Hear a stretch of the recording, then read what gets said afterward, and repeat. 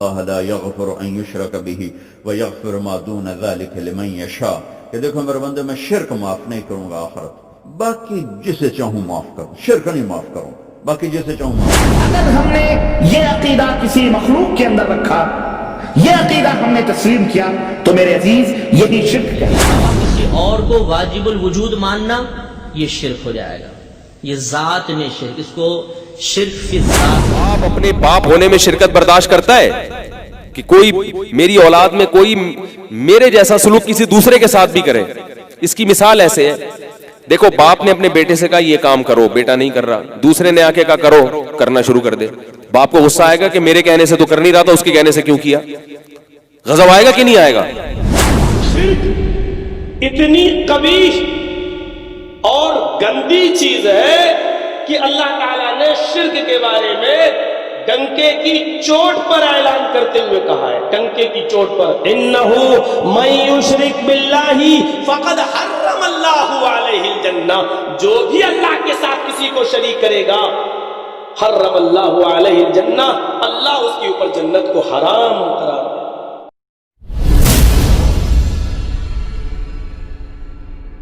السلام علیکم ورحمۃ اللہ وبرکاتہ۔ دوستو، ہم آج کی اس ویڈیو میں کچھ مشہور اسلامک اسکالرز کے بیانوں کو کمپیئر کریں گے شرک کے مسئلے پر، اور سنیں گے کہ کس کا کیا کہنا ہے شرک کے تعلق سے۔ جیسے کہ ہم سب جانتے ہیں دوستو کہ شرک کو ہر مسلک میں، ہر فرقے میں بہت ہی برا مانا جاتا ہے اور گناہ کبیرہ کہا جاتا ہے۔ ہاں، مگر یہ بات الگ ہے دوستو کہ کوئی شرک کو گناہ کبیرہ بولتے ہیں بٹ عمل نہیں کرتے۔ ہاں، فی الحال یہ ایک الگ ٹاپک ہے، ہم اس پر کبھی اور بات کریں گے۔ تو پھر چلیے دوستو جانتے ہیں کچھ مشہور اسکالر سے کہ ان کا مسلک شرک کے تعلق سے کیا کہتا ہے۔ ہاں دوستو، ویڈیو پوری دیکھیے گا دوستو، بہت کچھ جاننے اور سیکھنے کو ملے گا اس ویڈیو میں، بہت ہی پیارے بیان ہیں ہر مسلک کے علماء اکرام کے۔ تو پھر چلیے دوستو شروع کرتے ہیں۔ ہاں دوستو، ہمیں کمنٹ میں آپ ضرور بتائے گا کہ آپ کو کس علماء اکرام کا بیان ایک دم ٹھیک لگا شرک کے مسئلے پر، اور کس مولانا نے شرک کو بخوبی بیان کیا۔ تو لیجئے دوستو شروع کرتے ہیں ویڈیو۔ اللہ لا یغفر ان یشرک به ویغفر ما دون ذلک لمن یشاء، کہ دیکھو میرے بندے میں شرک معاف نہیں کروں گا آخرت، باقی جسے چاہوں معاف کروں، شرک نہیں معاف کروں، باقی جسے چاہوں معاف کروں، اپنی ذات میں شریک نہیں برداشت کر سکتا۔ تکاد السماوات یتفطرن منہ وتنشق الارض وتخر الجبال حدا ان دعوا للرحمن ولدا۔ کیا طاقتور کلام ہے کہ میرا رب کہتا ہے جب لوگ کہتے ہیں نا کہ اللہ کا بیٹا ہے، عیسائی کہتے ہیں عیسیٰ اللہ کے بیٹے ہیں، یہودی کہتے ہیں عزیر اللہ کے بیٹے ہیں، اور بہت سے مذاہب ہیں جو کہتے ہیں فرشتے اللہ کی بیٹیاں ہیں، تو اس پر اللہ کہتا ہے یہ بول اتنا زہریلا ہے کہ اگر میں زمین آسمان کی لگام چھوڑ دوں تو اس پر زمین آسمان کائنات ریزہ ریزہ ہو جائے جب لوگ کہتے ہیں کہ اللہ کا بیٹا ہے۔ تو یہ اللہ کے ہاں ناقابل معافی چیز ہے، کبھی یہ نہیں معاف کروں گا، اس کے بعد جسے چاہوں میں معاف کر دوں۔ شرک کس کو کہتے ہیں یہ سمجھیے، توجہ میری طرف دیجئے، توجہ میری طرف دیجئے، تب بات آپ کی سمجھ میں آئے گی۔ شرک کس کو کہتے ہیں؟ شرک اللہ وحدہ لا شریک کی ذات، اللہ عز و جل کی جو ذات پاک ہے اس کے اندر، اس کے صفات میں، اس کی عبادت و بندگی میں، اللہ کی ذات میں، اس کی بولو صفات میں، اللہ عز و جل کی عبادت اور بندگی میں۔ ایک تو اللہ عز و جل کی ذات ہے، دوسرا اللہ عز و جل کے صفات ہیں، اس کے اسماء اور صفات ہیں، اور تیسری چیز وہ کارکرم، وہ اعمال جو ہم کرتے ہیں اللہ عز و جل کی بندگی کے لیے، وہ عبادات، اللہ عز و جل کی الوہیت جو ہے، وہ عبادات جسے ہم عبادت کہتے ہیں، جسے ہم بندگی کہتے ہیں، ان تینوں چیزوں میں کسی ایک کے ساتھ کسی بھی مخلوق کو، چاہے وہ مخلوق بڑی سے بڑی کیوں نہ ہو، چھوٹی سے چھوٹی کیوں نہ ہو، ذرہ کیوں نہ ہو، اور کوئی نبی مرسل کیوں نہ ہو، کسی کو بھی شریک کرنا، کسی کو پارٹنر بنانا، کسی کو بھی ساجی بنانا، یہ کیا کہلاتا ہے؟ شرک کہلاتا ہے۔ کسی بھی مخلوق میں ما فوق الفطری اختیارات تسلیم کرنا۔ اب آپ کہیں گے یہ ما فوق الفطری کیا؟ کوئی بھی مخلوق ہے اللہ عز و جل نے اس کے اندر کچھ فطری طاقتیں رکھی. ہمیں اللہ عز و جل نے آنکھ عطا فرمائی ہے. اس کی فطری طاقت و قوت یہ ہے کہ ہم اس دیوار کو جو ہمارے سامنے موجود ہے اس دیوار کو دیکھ سکتے ہیں، لیکن اس دیوار کے پسے دیوار کے پیچھے کیا ہو رہا ہے ہم دیکھ نہیں سکتے. اگر ہم نے کسی انسان کے اندر یہ عقیدہ رکھا، کسی مخلوق کے اندر یہ عقیدہ تصور کیا کہ وہ اس دیوار کے پیچھے کی حالات کو بھی جانتا ہے، یہی غیر فطری، یہی کیا ہے؟ ما فوق الفطری، فطرت سے بالا تر قوت تسلیم کرنا. آپ جب زبان سے کوئی بات بولیں گے، ہم اپنے کان سے سنیں گے اور اس کو سمجھیں گے، تب ہم جانیں گے کہ آپ کے دل میں کیا ہے. یہ فطری قوت ہے کہ جب آپ زبان سے بولیں گے تو ہمیں علم ہوگا کہ آپ کے دل میں کیا ہے. لیکن ما فوق الفطری طاقت، فطرت سے بالا تر طاقت یہ ہے کہ آپ زبان سے کچھ نہ بولیں، ہاتھ سے کچھ اشارے نہ کریں، آنکھ سے کچھ اشارے نہ کریں، کچھ بھی نہیں، ہم آپ کے دل کی بات کو جان لیں. یہ کیا ہے؟ فطرت سے بالا تر طاقت ہے کہ نہیں؟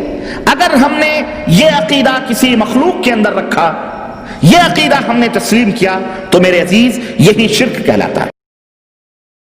کی تعریف آپ کو بتائی کہ جس کے وجود کے لیے کوئی چیز سبب نہ بنے بلکہ وہ تمام چیزوں کے لیے سبب بنے، واجب الوجود. تو اب اللہ کے علاوہ کسی اور کو واجب الوجود ماننا یہ شرک ہو جائے گا. یہ ذات میں شرک، اس کو شرک فی ذات کہتے ہیں. اسی طریقے سے ایک اور ذات میں شرک کی قسم ہوتی ہے کہ کسی کو عبادت کے لائق سمجھنا، کیونکہ عبادت کے لائق تو اللہ تبارک و تعالی ہے، اسی کی عبادت کی جائے گی. اگر ہم کسی غیر اللہ کی عبادت کریں گے تو ہم کافر ہو جائیں گے، مشرک ہو جائیں گے. جیسے کہ کفار مکہ تھے کہ وہ بتوں کی پوجا کرتے تھے. آج کل ہندو ہیں یا آتش پرست ہیں، وہ آگ کی پوجا کرتے ہیں، بعض سورج کی پوجا کرتے ہیں، عبادت کرتے ہیں. تو وہ ان چیزوں کو معبود سمجھتے ہیں، عبادت کے لائق سمجھتے ہیں، لہذا یہ بھی شرک ہے اور شرک فی ذات میں داخل ہے. تو اس سے یہ معلوم ہو گیا کہ کسی کو عبادت کے لائق سمجھا جائے گا تو پھر شرک فی ذات ہوگا. دنیا میں کیا ہو رہا ہے جس کو لوگ ظلم سمجھتے ہی نہیں؟ اللہ کے ساتھ غیر کو شریک کرنا، یہ اللہ کے ساتھ ظلم ہے. ان الشرک لظلم عظیم. ہم ظلم صرف اس کو سمجھتے ہیں جس کے ظلم ہونے پر کوئی قانون بن چکا ہو عدالتوں میں، اس کو ہم سمجھتے ہیں کہ یہ ظلم ہے. جس ملک کی عدالت میں اگر کوئی قانون نہ ہو تو ہم اس کو ظلم نہیں سمجھتے.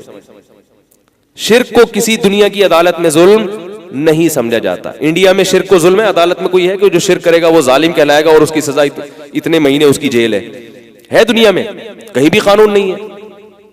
حتیٰ کہ عرب میں بھی قانون نہیں ہے، کیونکہ اس کا قانون سے تعلق نہیں ہے. اللہ نے اجازت دے دی فمن شاء فلیؤمن ومن شاء فلیکفر. جس کا دل چاہے شرک کرے، کفر کرے، جس کا دل چاہے توحید پر چلے.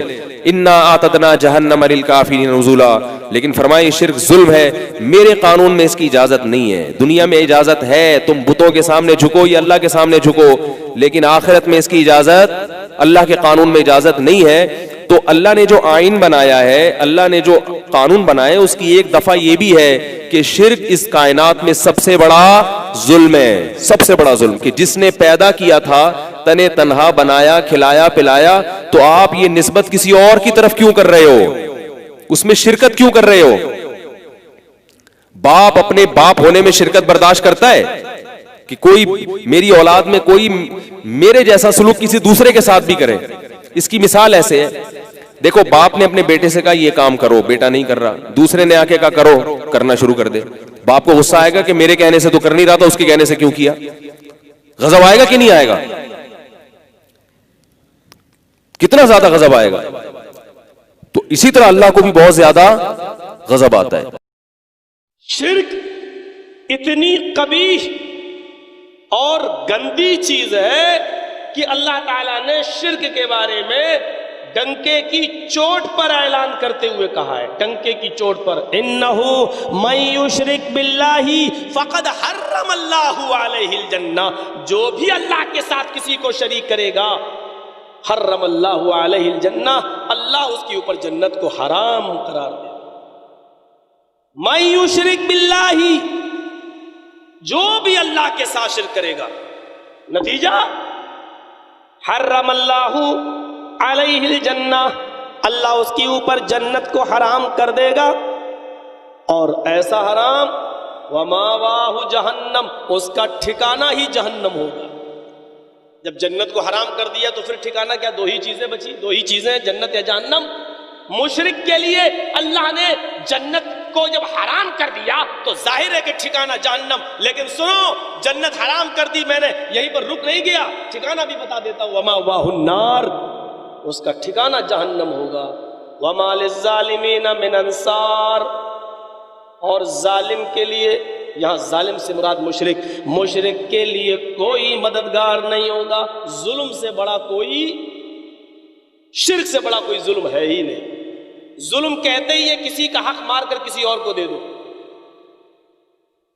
یہ کرسی پر بیٹھنے کا حق میرا تھا، آپ نے مار کر کسی اور کو دے دیا، ایک مثال دے رہا ہوں، یہ ظلم ہے۔ سجدہ کرنا، ماتھا ٹکانا، جھکنا، قیام، رکوع، سجدہ، دعا، یہ اللہ کا حق ہے۔ یہ حق چھین کر ہم اللہ کے کسی بندے کو، کسی مخلوق کو دے دیتے ہیں تو یہ سب سے بڑا ظلم ہے، اور ایسا کرنے والا ظالم ہے۔ اسی لیے میرے بھائیوں، حضرت لقمان نے اپنے بیٹے کو نصیحت کرتے ہوئے کہا تھا، یا بنیا لا تشرک باللہ ان الشرک لظلم عظیم، اے میرے بیٹے اللہ کے ساتھ کبھی کسی کو شریک مت کرنا، اس لیے کہ شرک سب سے بڑا ظلم ہے، اور شرک سب سے بڑا ظلم، اور شرک کرنے والا سب سے بڑا ظالم، اور سب سے بڑا ظالم یہ کہ یہ اللہ پر ظلم کر رہا ہے، اللہ کا حق مار کر کسی اور کو دے رہا ہے۔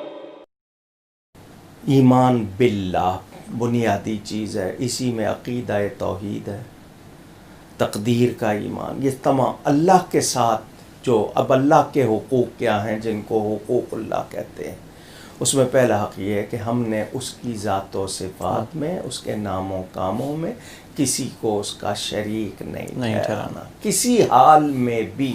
بالکل کہ دنیا میں عام قاعدے قانون کے تحت بھی کسی سے کچھ کہنا کہ بھائی میرا یہ کام آپ کر دیجئے، آپ کر سکتے ہیں، ایک دفعہ کہنا جائز ہے، دوسری مرتبہ یاد دلا دینا کہ شاید بھول گئے، وہ بھی جائز ہے، تیسری مرتبہ کہنا شرک ہو جائے گا۔ اور اس میں الہا و زاری کرنا اور خوشامدیں کرنا اور گڑ گڑانا، یہ تو شرک ہے۔ تم نے یہ سمجھا ہے کہ تمہارا کام یہی کر سکتا ہے، کام کرنے والا تو اللہ ہے۔ لا فاعل فی الحقیقت ولا مؤثر الا اللہ، حضور نے فرمایا کہ اگر تمہیں جوتا باندھنے کا تسمہ درکار ہو تب بھی اللہ سے مانگو، کسی کے سامنے سوال کا جو ہاتھ جو ہے وہ دراز نہ کرو۔ اللہ نے تمہیں ایک عزت نفس دی ہے، اس عزت نفس کو دہلا نہ بناؤ، کسی کے سامنے جو ہے اپنا ہاتھ پھیلا دینا، اپنی عزت نفس جو ہے اس کو ختم کر دینا ہے، مت مانگو کسی سے کچھ۔ لیکن یہ کہ ٹھیک ہے دنیا میں کام چلتا ہے۔ حضور کا شکی شان تو یہ تھی کہ اگر آپ سواری پر ہوتے تھے اور آپ کی چھڑی گر گئی تو سواری کو بٹھا کے اس سے اتر کر چھڑی خود اٹھاتے تھے، آپ کسی اپنے ساتھی سے یہ نہیں کہتے تھے کہ میری چھڑی پکڑا دو مجھے۔ آپ کی تو غیرت کا عالم جو ہے وہ بہت بلند تھا، بہت بلند تھا، بہت بلند تھا۔ لیکن دنیاوی عام طریقے سے یہ کہ ٹھیک ہے بھئی آپ ایک کام ہے آپ کر سکتے ہیں، یہ کر دیجیے، اس نے کہہ دیا ٹھیک ہے میں کروں گا، پھر بھول گیا یا کچھ اور ہوا، دوسری مرتبہ یاد دہانی کرا دی، تیسری مرتبہ جو ہے انہوں نے کہا کہ پھر اس میں شرک کی بو آنے لگتی ہے کہ معلوم ہوتا ہے کہ آپ نے سمجھا ہے کہ اسی کو اختیار حاصل ہے، یہی مقتدر ہے، اسی کو آپ کا کام کرنے کا جو ہے وہ پوری قوت اور قدرت حاصل ہے، اور یہ چیز جو ہے یہ شرک کی بو اس میں سے آنی شروع ہو جاتی ہے۔ لیکن یہ ہے معاملہ سارا جو اسباب عادیہ کے تحت، اس سے ماورا آپ کسی کو نہیں پکار سکتے۔ میں معذرت کے ساتھ عرض کروں گا اگر کسی کے جذبات کو ٹھیس پہنچے، آپ شیخ عبد القادر جیلانی رحمۃ اللہ علیہ کو نہیں پکار سکتے، محمد رسول اللہ کو نہیں پکار سکتے، اور واقعہ یہ ہے کہ محمد رسول اللہ کو تو پکارا بھی نہیں جاتا، پکارتے لوگ ہیں زیادہ حضرت علی کو، یا علی مدد، شرک۔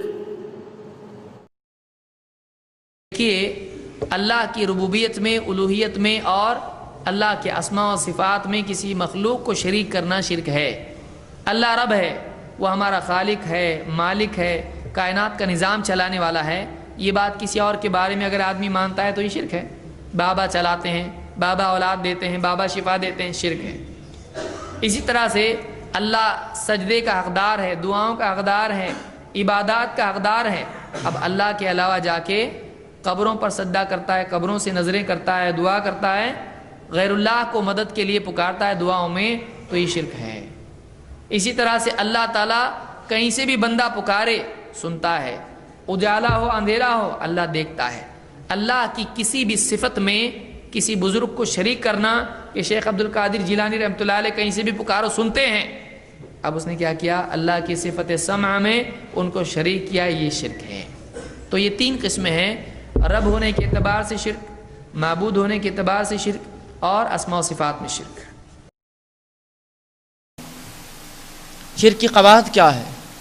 رسول اللہ صلی اللہ علیہ وسلم کی حدیث آپ کے سامنے میں نے پڑھی کہ شرک مت کرنا، چاہے تجھے قتل کر دیا جائے یا تجھے جلا دیا جائے۔ اسی طرح رسول اللہ صلی اللہ علیہ وسلم بخاری کی روایت فرماتے ہیں، الا اوتیت الاکبر الکبائر، کیا میں تمہیں نہ بتا دوں سب سے بڑے گناہ کیا ہے؟ اکبر الکبائر، گناہوں میں سب سے بڑا گناہ کیا ہے؟ قالوا بلا یا رسول اللہ، صحابہ نے کہا اللہ کے رسول ضرور بتا دیجئے کیا ہے سب سے بڑا گناہ؟ کہا الاشراک باللہ، اللہ کے ساتھ تو شرک کر، یہ سب سے بڑا گناہ ہے۔ اور پھر کہا وعقوق الوالدین، والدین کی نافرمانی کر، یہ دوسرا سب سے بڑا گناہ ہے۔ تو یہاں بھی اس حدیث میں رسول اللہ صلی اللہ علیہ وسلم نے اس کی وضاحت کی کہ اللہ کے ساتھ شرک یہ سب سے بڑا گناہ ہے۔ یہی بات کو اللہ رب العزت نے سورہ نساء کی آیت 48 میں فرمایا، ان اللہ لا یغفر ان یشرک بہ ویغفر ما دون ذلک لمن یشاء، کہ بے شک اللہ رب العزت تمام گناہوں کو اگر چاہے تو معاف کر دیں گا، لیکن شرک کو معاف نہیں کریں گا۔ ان اللہ لا یغفر، اللہ نہیں معاف کرتا، ان یشرک بہ، کوئی اس سے شریک کرے، ویغفر ما دون ذلک لمن یشاء، ہاں اس کے علاوہ کوئی گناہ چاہے تو معاف کر دیں گا۔ تو شرک وہ گناہ ہے جو اللہ کبھی معاف نہیں کرتا، اور شرک کہتے ہیں شرکت کو، ملانے کو، ساتھ کرنے کو۔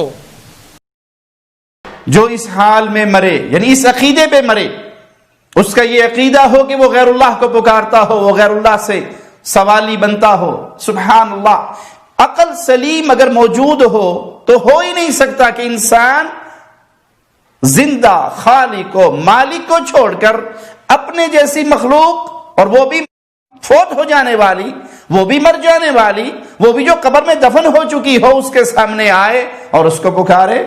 کیا کسی عقل مند انسان نے یہ منظر کبھی کسی جانور کا بھی دیکھا کہ جانور اپنے جیسے ایک مردار جانور کے پاس آئے جو مر چکا ہے اور اس کے سامنے آ کر اپنی حاجات پیش کرے؟